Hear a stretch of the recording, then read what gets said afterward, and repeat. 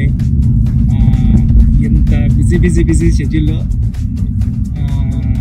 చిన్న రిలీఫ్ కోసం ఈ టెన్షన్స్ అన్నట్ల నుంచి నన్ను ఓ పర్సన్ వచ్చి డ్రైవ్ తీసుకొచ్చారండి. ఎవరో తెలుసా సార్? ఎవరో తెలుసా అండి? Thank you Charan sir.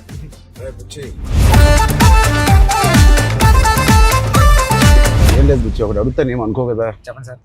సరే మీరు అడిగితే ఏమనుకుంటారు సార్? నీ బైసెప్ మిస్ అవుతున్నా సార్.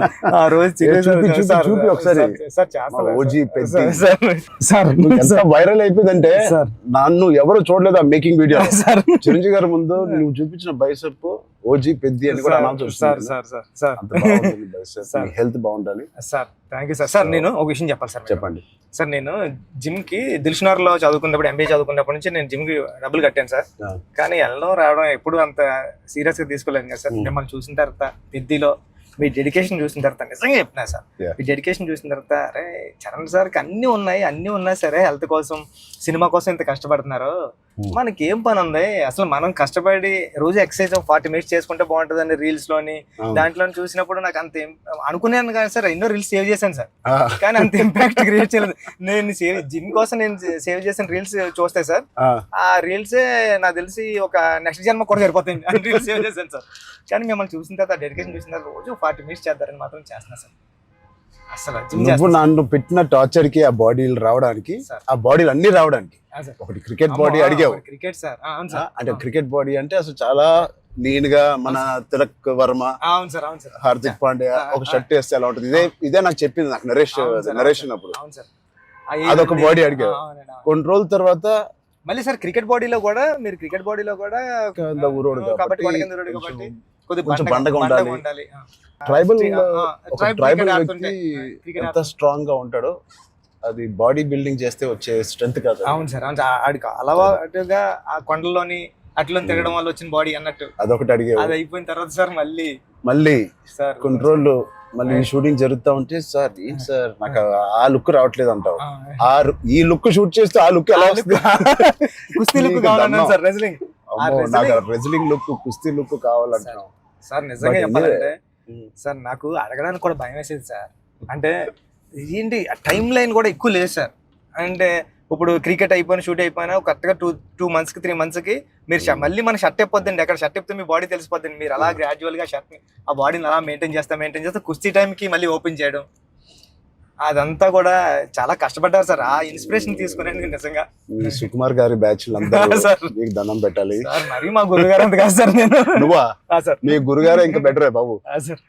బట్ నిజంగా ఇవన్నీ నేను చేసింది సుకుమార్ గారి అసిస్టెంట్ అనో లేకపోతే బుచ్చిబాబు ఉప్పెన తీసిన బుచ్చిబాబు కోసం కాదు.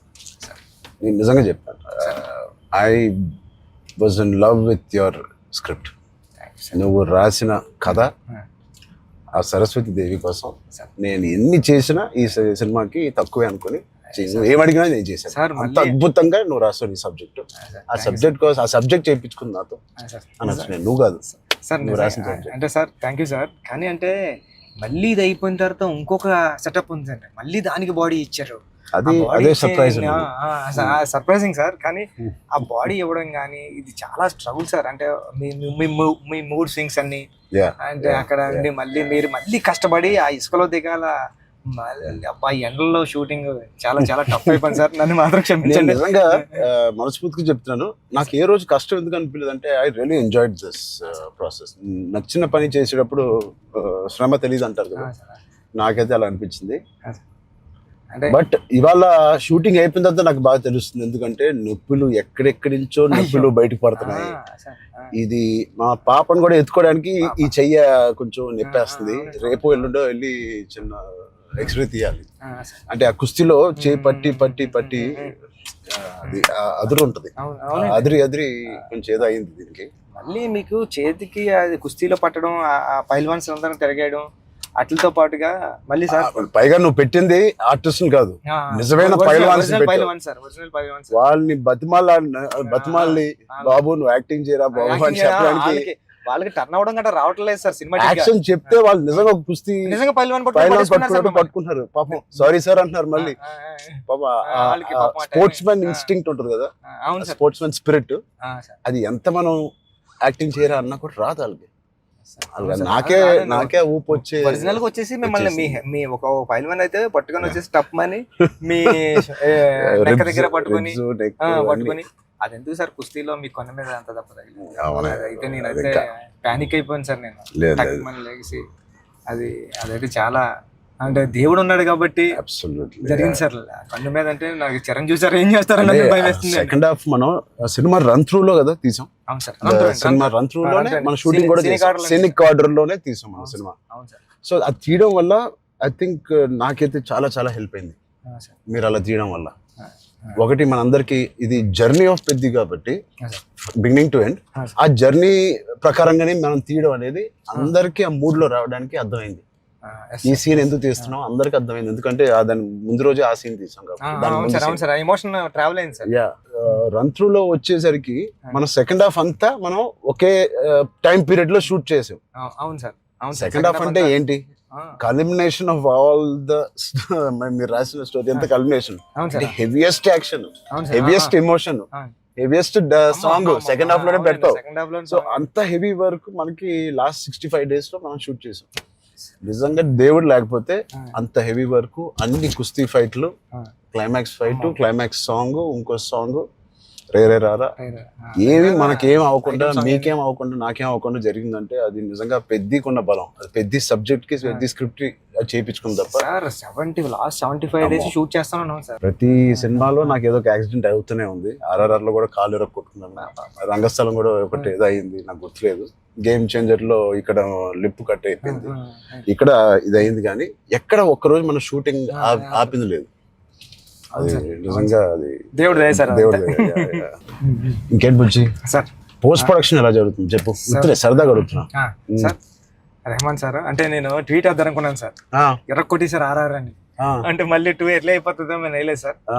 నెక్స్ట్ లెవెల్ RRR ఇచ్చారు sir Rahman sir. Okay, next level అండి. అంటే ఎమోషన్ కానీ నాకు నేను వెళ్ళి కూర్చున్నాను సార్. నిన్నే కూర్చుంటే ఇది మన సినిమా మన విజువల్ ని నెక్స్ట్ లెవెల్ పట్టుకుపోయారు సార్. ఓకే, రెహమాన్ గారు కానీ రత్నవేల్ సార్ కానీ అసలు అంటే రత్నవేల్ గారి నుంచి మాట్లాడారు. మనం అనుకున్నప్పటి నుంచి అది ఎంత పెద్ద అసెట్ రత్నవేల్ గారు. ఇట్ ఈస్ అంటే బ్యూటీ షాట్స్ ఇచ్చారు, కమర్షియల్ షాట్స్ ఇచ్చారు, అండ్ కథని అర్థం చేసుకునే విధానం రత్నవేల్ గారు మించిన కెమెరామెన్ నేనైతే పని చేయలేదు. ఉండే ఉంటారు కానీ నేనైతే పని చేయలేదు సార్. ఎందుకంటే సార్ రండి సార్, ఇప్పుడు నేను ఫస్ట్ సినిమా చేశాను సార్, ఇది second cinema and second film sir నాది.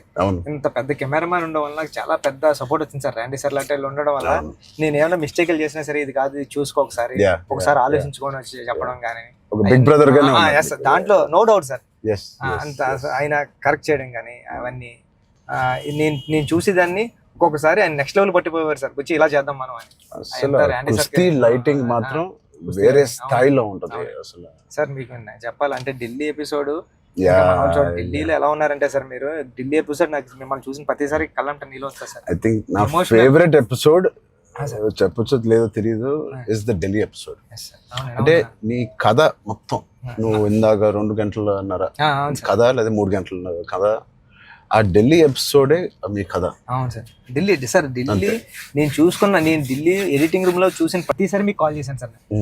నవీన్ అంటున్నారండి, ఎడిటర్ నవీన్ ఏమన్నాడంటే అండి, నవీన్ అన్న వచ్చి నువ్వు చూసిన ప్రతిసారి 20 వరకు కాల్ చేస్తున్నావు అని. అంటే దాంట్లో ఫ్రేమ్ తీసి కట్ చేద్దామన్నా సరే నాకు భయం వేసి ఇది తీద్దామా లేకపోతే ఇది ఒక్కటే తీసేద్దామా అంటే నువ్వు ఒకసారి గుర్తుపెట్టుకో, ఈ విజువల్ చూసిన ప్రతిసారి నువ్వు రామ్ చరణ్ సార్ కాల్ చేసావు, నువ్వు ఎలా చేస్తావు ఇది అంటే అవునా అయితే తీనని మళ్ళీ దాన్ని హోల్డ్ చేసి దాని బిఫోర్ ఎక్కడ కట్ చేశాను కానీ ఢిల్లీ కట్ చేయలేదు సార్. ఢిల్లీ ఎపిసోడ్ నాకు సినిమాలో నాకు ఫేవరెట్ ఎపిసోడ్. అవును సార్. ఢిల్లీలో అప్పుడు టెంపరేచర్ కూడా చాలా చలండి, పక్కన షూటింగ్ చేయడానికి కూడా అవన్నీ క్లైమేట్ కూడా కంట్రోల్ లేదు సార్.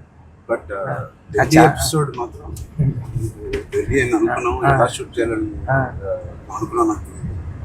ఆ ఒక్క ఎపిసోడ్ కి ర్యాండీ గారికి 100% ఇచ్చారు సార్. అందుకని దాన్ని వైడ్ రేంజ్ ఫ్రేమ్స్ తో స్పాన్ కానివ్వండి, అంత కలర్ టోన్ కూడా ఢిల్లీ దగ్గర కలపలతో ఫిల్మ్ కలర్ టోన్ మార్పుంది సార్. లుక్ అండ్ ఫీల్ కూడా మొత్తం అంతా ఢిల్లీ ఎపిసోడ్ లోనే ఒక వ్యవసాయం ఉంటది కాబట్టి మన సినిమాలో కదా ఎమోషన్ అంతా హోల్డ్ చేయడం కానివ్వండి. వచ్చే ట్విస్ట్ ఆ, will be the biggest twist in the అవును whole సార్ film. అవును సార్ అవును సార్ అది ఎలా రాసావో నాకు తెలియదు. సార్ నేను ఉప్పెనలో నువ్వు రాసిన ఆ పాయింట్ కన్నా సార్ ఇది ఇంటూ 100. అవును సార్ సార్ నేను అది చెప్పాలనుకున్నప్పుడు కూడా అంటే ఒక స్టార్ హీరోకి అలాంటి పాయింట్తో ఎలా వర్కౌట్ అవుతుంది అన్న థింగ్ ఉంటూ కూడా సార్ అక్కడే హీరోయిజం ఒక ఒక 50 times పెరిగిపోతుంది సార్. అలాంటి సిచ్యువేషన్లో హీరోయిజం పడిపోతుందండి. అలాంటి సిచ్యువేషన్లో ఈ కథలో అలా సెట్ అయింది సార్. హీరోయిజం నెక్స్ట్ లెవెల్కి వెళ్ళి కూర్చుంటారు సార్ అక్కడ. చాలా కన్విక్షన్ తో రాసావు. అది అందరిలో ఎక్కిపోయింది నీ కన్విక్షన్. షార్ట్ లో నువ్వు నాకు ఇంకా గుర్తు, మా ఇంటికి 3 years అవును సార్ back వచ్చింది సార్. అవును సార్ బాగా గుర్తుంది సార్ మీకు.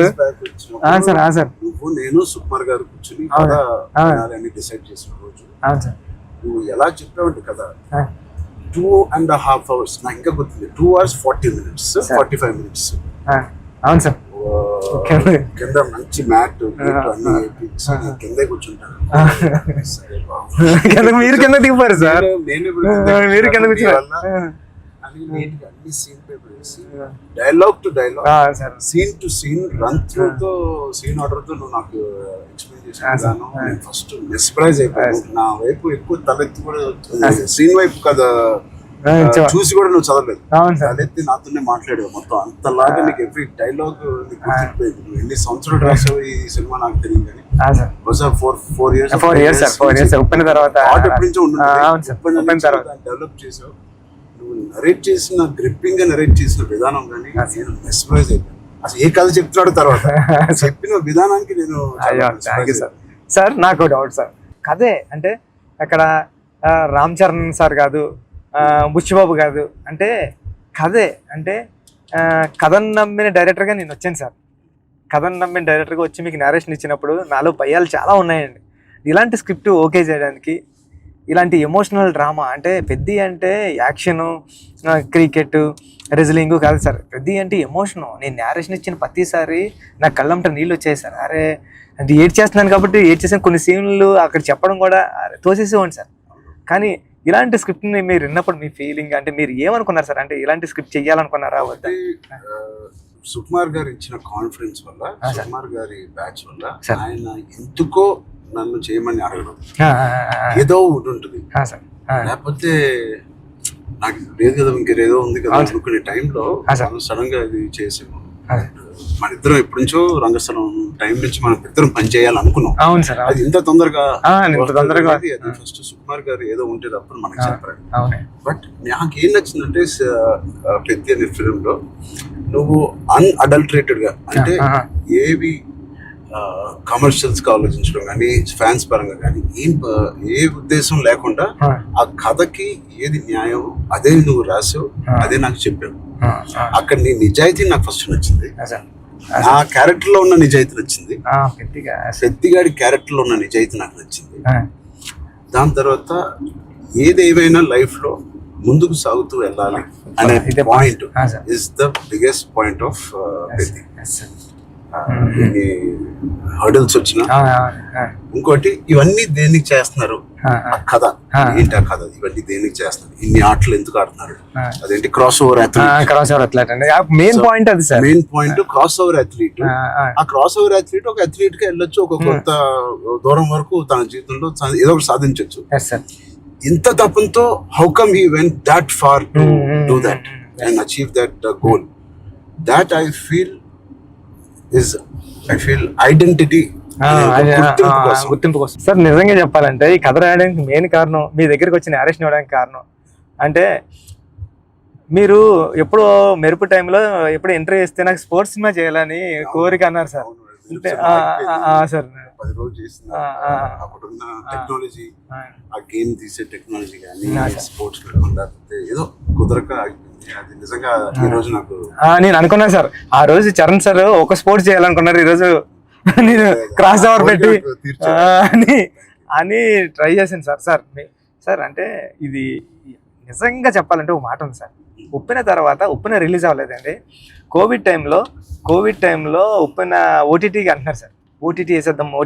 చాలా వరకు 1 year 12 months వరకు ఒక వెయిట్ చేశారండి. కానీ ఇంకా కోవిడ్ ఎప్పుడు వెళ్ళిపోతుందో తెలుస్తలేదు సార్. అలాంటి సిచ్యువేషన్లో మా గురువు గారు ఫోన్ చేసి, సుకుమార్ గారు ఫోన్ చేసి అడిగితే, ఒరే ఇంక ఏం చేయలేమరా, ఇంక మనం హోల్డ్ చేసాం, ఇంకా ఈ పాండమిక్ ఎప్పుడో తెలుస్తలేదు, మనం వేసేద్దాం అన్నారండి.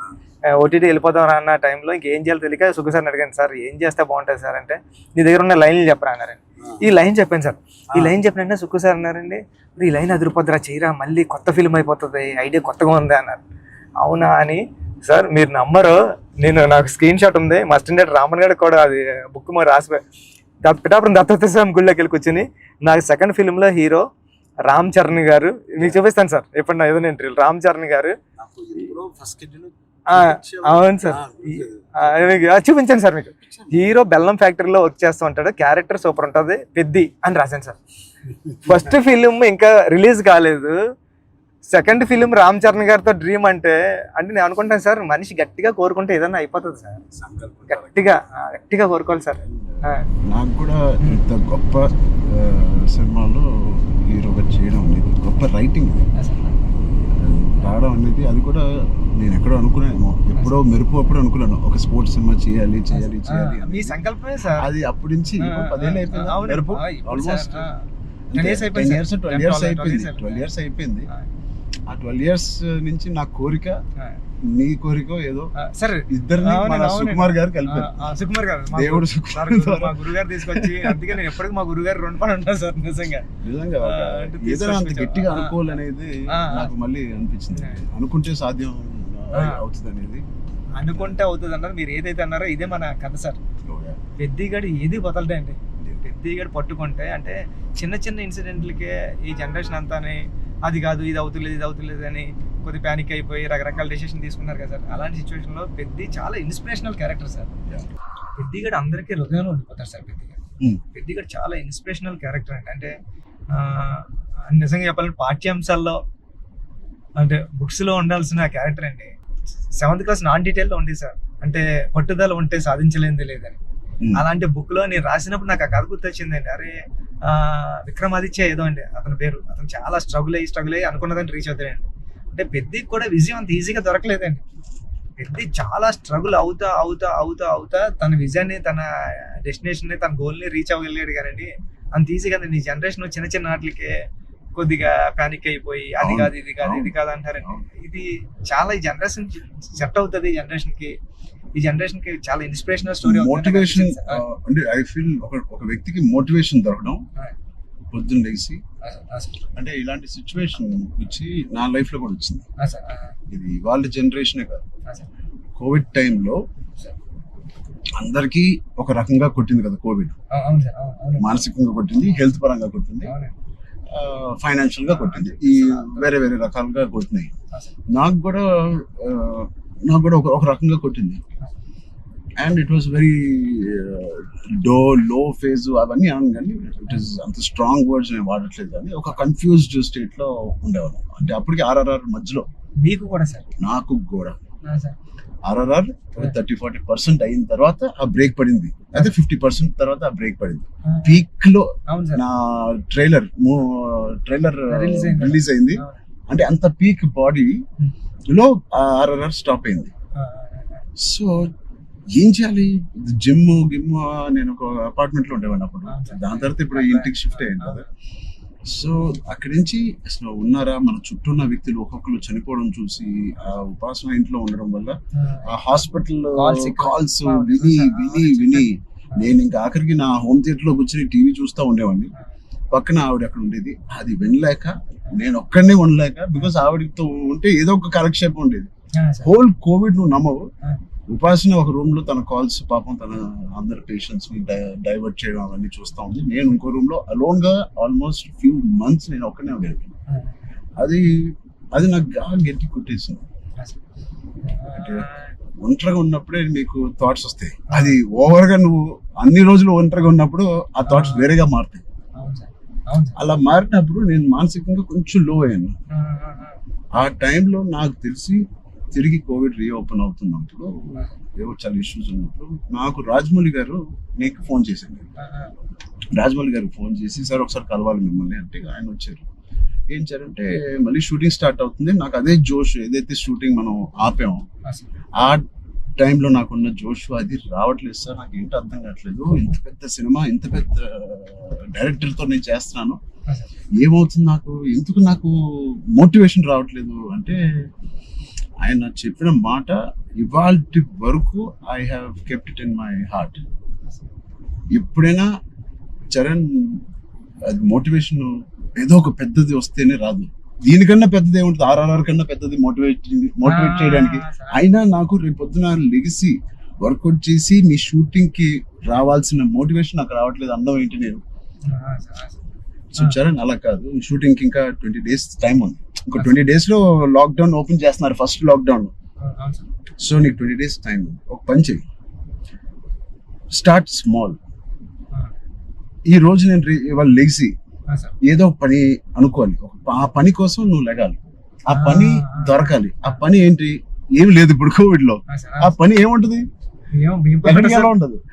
నా బెడ్రూమ్ ద బెస్ట్ బెడ్రూమ్, అంటే క్లీనెస్ట్ బెడ్రూమ్ ఇన్ జూబ్లీహిల్స్ లాగా మార్చాలి. అంటే ఎవ్రీ కార్నర్ క్లీన్ చేసుకోవడం అంటే అదే పని. ఇంకా ఒక పని వెతుక్కోవడం అనమాట, ఒక కారణం వెతుక్కోవడం ఆ రోజు లెగడానికి. ఇవాళ లెగిసి జూబ్లీహిల్స్ లో నా రూము, నా ఇల్లు ద బెస్ట్ క్లీనెస్ట్ హౌస్ గా ఎలా మార్చాలి. స్టీమింగ్ చేస్తానా, లేకపోతే కడుగుతానా, లేకపోతే క్లీనింగ్ చేస్తానా, ఎప్పుడెప్పుడు నుంచో ఉన్న బట్టలని తీసి పడేస్తానా, అది. లేదా నా garden should be the best garden in Jubilee hills. ఆ ప్లాంట్స్ ని, ఆ కలుపు మొక్కలు తీసేయడం అన్ని నేను చేసి ద బెస్ట్ గార్డెన్ అని నేను నిరూపించుకోవాలి. అది చిన్నదైనా పెద్దదైనా. క్యూట్ గా ఒక ఆ బాల్కనీలో ఉన్న అపార్ట్మెంట్ అయినా the best apartment balcony in the whole apartment గా ఎలా చేయాలి. ఆ చిన్న చిన్న కారణాలు వెతుక్కొచ్చారండి ఇలాగా. లేకపోతే నువ్వు బిల్డ్ చేసే నీ ఫామ్ హౌస్ ఏదైతే ఉందో, ఆ best farm house with all your horses అన్నిటితో నువ్వు చెయ్యి, దాని మీద దృష్టి పెట్టు. సో నువ్వు పొద్దున్న లెగిసి ఓకే నేను కన్స్ట్రక్షన్ వాళ్ళతో మాట్లాడి ఫామ్ హౌస్కి వెళ్ళి ఏదో ఒక పని పెట్టుకోవాలి. మనం ఒక మోటివేషన్ పెట్టుకోవాలి మన లైఫ్ లో. చిన్నగా స్టార్ట్ చేయి. ఆ చిన్న స్టార్ట్ చేసిన మోటివేట్ అవుతావు నువ్వు. ఇంట్లో మొదలైన మోటివేషన్ అది పెద్దగా చేరి యూ విల్ గో టు. అది నేను ఎగ్జాక్ట్ గా వర్డ్ టు వర్డ్ నేను ఫాలో అయ్యాను. ఇవాళకి 3-4 years there was not one day where I was demotivated. So Peddi గారిది coming to the point, Peddi also is like that. ఏంటి అవకాశాలు అనేది ఎత్తుకుంటా ఉంటాడు లైఫ్ లో. ఇది అది పోయిందా, ఇది కూలిపోయాడా, ఎన్ని అడ్డంకులు వచ్చినాయి అతనికి అని చూసుకోకుండా, ఉన్న దాంట్లో సరిపెట్టుకోకుండా కూడా మళ్ళీ దాంట్లో బెస్ట్ ఎలాగా ఉంటాడు అనేది ఒక ఫస్ట్ హాఫ్ నుంచి ఇంటర్మిషన్ లో ఒకలాగా, ఇంటర్మిషన్ తర్వాత ఇంకోలాగా. Whatever happens the life should go on, life should keep going on. ఆ లైఫ్ ఎలా గో ఆన్ అవ్వాలంటే దానికి ఒక పర్పస్ ఎత్తుకోండి. ఆ పర్పస్ నేను చెప్పినట్టు చిన్నగా ఉండొచ్చు, పెద్ద ఉండొచ్చు. నేనే అనుకున్నాను చాలా బాగా మాట్లాడారు.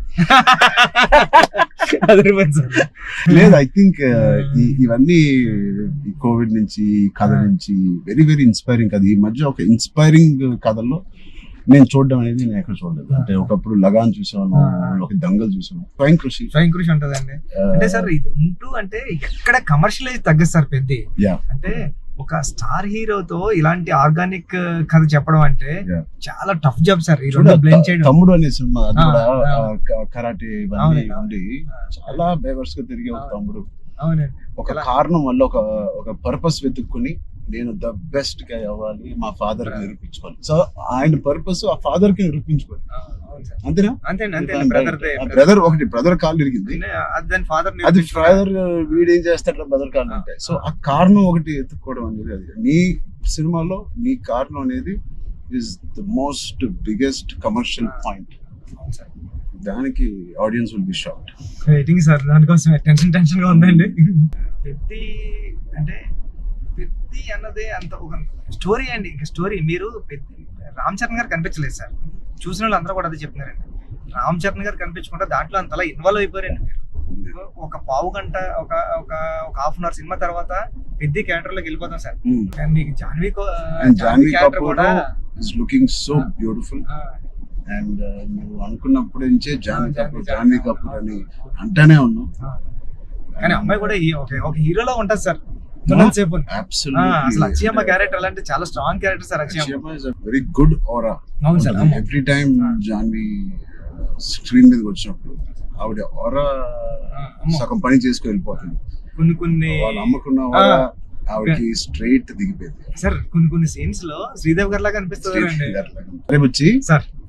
సరదాగా మాట్లాడుకుందాం, అన్ని అయిపోయినాయి. సార్ ఇప్పుడు నిజమైన టాపిక్ మాట్లాడదాం. సార్ చెప్పండి సార్. నిజంగా ఒక మంచి సినిమా తీయాలంటే ఎంత శ్రమ పడతాం మనకు తెలుసు. అంటే ఏది ఇచ్చినా కొద్దిగా మంచి కంటెంట్ ఇవ్వాలని అందరూ గర్వపడే సినిమా, నిజంగా అందరూ ఇన్స్పైర్ అయ్యే సినిమా. ఫ్యాన్స్ అందరికి అది నిజం సార్. ఎందుకంటే చాలా మంచి సినిమా తీశారు మా హీరో గారు అన్న చెప్పుకోవడానికి అంత ఉంటది సార్. మీకు గుర్తుందా సార్, ఈ సినిమా తర్వాత చాలా మంచి పేరు వస్తుంది, మీకు చాలా మంచి పేరు వస్తుంది అని చెప్తున్నారు. మంచి కదా కాదు సార్, ఇంకా మంచి పేరు వస్తుంది అని. అంటే సార్ మీరు ఒక మాట అన్నారు, ఇన్స్పైరింగ్ పర్సనాలిటీ లైఫ్. అవును సార్, మీరు ఒక మాట అన్నారు గుర్తుంది సార్. అప్పుడు ఉపాసన మేడం గారు ఉన్నారండి. ఉపాసన గారు అంటే బుచ్చి నాకు మంచి పేరు వస్తుంది అంటే ఈ పేరు ఏదో పెళ్లికి ముందు వచ్చింటే ఇంకా ఇంకా మంచి సంబంధం వచ్చింది నాకు అని మేడం పక్కన చెప్తున్నారండి. మేడం అన్నారండి. అంటే అంత మంచి కథ రాసావంటే అసలు సంబంధాలు మనకి అలా లైన్ లో వస్తాయి. అంత అయిపోయింది. రెహమాన్ సార్ ఆర్ఆర్ వర్క్ చేస్తున్నారు. లేకపోతే నేను అవ్వకపోతే సార్తో ఎంత అలాగా నేను రాలేను సార్ అని బతిలాడుకున్నాను. అయిపోయింది వర్క్. ఓలా బుక్ చేస్తాను చెప్తున్నా సార్. చాలా దూరం తీసుకొచ్చారు సార్ మిమ్మల్ని.